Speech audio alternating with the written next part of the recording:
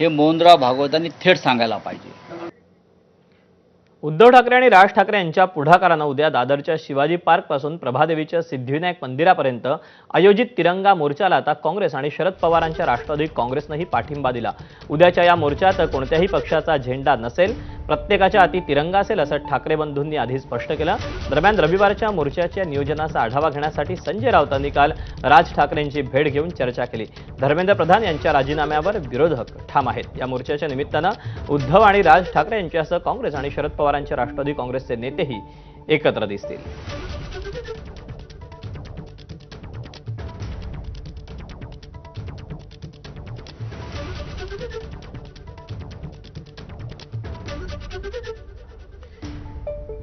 आता उद्या उद्धव आणि राज ठाकरे यांच्या नेतृत्वामध्ये मोर्चा काढण्यात आलेला आहे। शिवाजी पार्कपासून ते सिद्धिविनायक मंदिरापर्यंत या मोर्चाचं आयोजन करण्यात आलेलं आहे। याच मोर्चाचा आढावा घेण्यासाठी संजय राऊतांनी राज ठाकरेंची देखील भेट घेतलेली आहे। दरम्यान या मोर्चामध्ये कुठल्याही पक्षाचा झेंडा नसेल। याशिवाय या मोर्चासाठी आता काँग्रेस आणि शरद पवारांच्या राष्ट्रवादीनं देखील पाठिंबा दिलेला असून आता यामध्ये नेते जे आहेत, ज्येष्ठ नेते, वरिष्ठ नेते हे देखील सहभागी होणार आहेत। त्यामुळे आता उद्याचा मोर्चा नेमका कसा होतोय हे पाहणं महत्त्वाचं असेल। हा विषय आता फक्त कॉक्रोच जनता पार्टी पुरता मर्यादित नाही।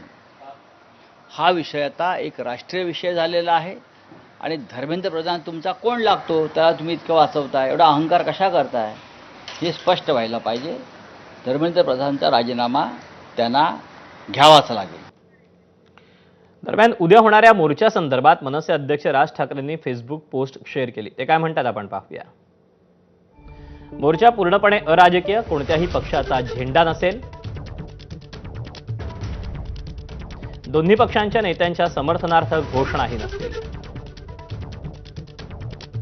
मोर्चात वेडवाकडं करणाऱ्या सगळ्यांना समारंभपूर्वक पोलिसांच्या ताब्यात द्या, अशांचा पाहुणचार करण्याची शक्ती आपल्या मनगटात आहे, सरकारचं माहित नाही पण राज्यातले पोलीस आपल्या सोबतच आहेत, जनतेचा संताप दिल्लीश्वरांना दाखवू, असं आवाहन राज ठाकरेंनी केलेलं आहे।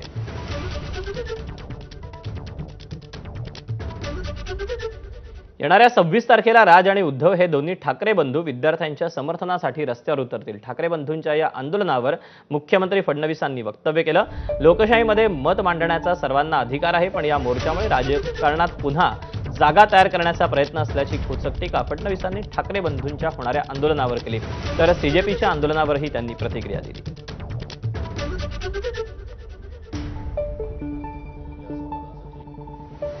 मला असं वाटतं की सगळ्यांना लोकशाहीमध्ये आपलं मत मांडण्याचा अधिकार आहे। तर हा जो काही मोर्चा होतोय, या मोर्चाला विद्यार्थ्यांशी काही घेणं देणं आहे याची शक्यता कमी आहे। राजकारणामध्ये आपली जागा पुन्हा कशी निर्मित करता येईल याकरता हा प्रयत्न अधिक दिसतोय, पण तरी देखील माझ्या शुभेच्छा आहेत। दोन्ही गोष्टी मला दिसतात। प्रश्नाचं गांभीर्य असल्यामुळे शांततेने आंदोलन करणारेही मला दिसतात।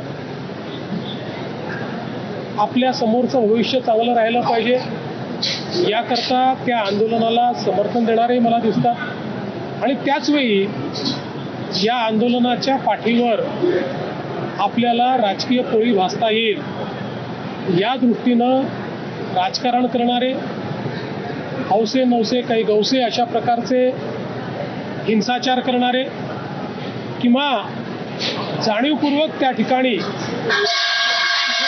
अराजकता तयार झाली पाहिजे असेही लोक त्या ठिकाणी शिरलेले आपल्याला पाहायला मिळाले। आणि मला असं वाटतं यामुळेच ही सगळी परिस्थिती लक्षात घेऊन श्री सोनम वांगचुक यांनी आपलं उपोषणही सोडलं, त्यांच्या मागण्याही सरकारने मान्य केल्या, त्याच्यावर कारवाई सुरू झाली आणि त्यांनी सगळ्यांना सांगितलंय की शांततेनंच हे पुढे गेलं पाहिजे।